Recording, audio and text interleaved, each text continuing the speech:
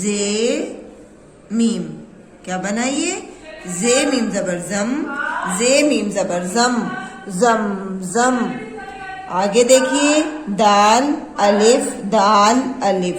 तो सबसे पहले लिखेंगे हम दाल अलिफ, दाल अलिफ। तो क्या बनाइए, दाल अलिफ जबर दा, दाल अलिफ जबर दा, दा दा। दाल रे, दाल रे। तो दाल रे जबर दर, दाल रे जबर दर, दर दर। आइए एक बार दोबारा से रीड करते हैं। अलिफ दाल जबर अद, रे काफ जबर रक, अद रक। वाव रे जबर वर, जे शिन जेर जिश, वर जिश। अलिफ जबर आ, जाल अली जबर जा, नून साकिन अजान। दाल जबर दर, जे जेर जी, दर जी।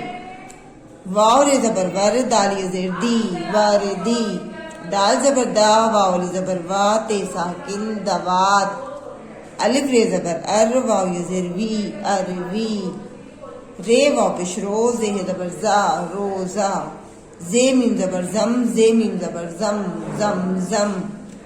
दाल अली जबर दा, दाल अली जबर दा, दा दा। दाल जबर दर, दाल जबर दर, दर दर।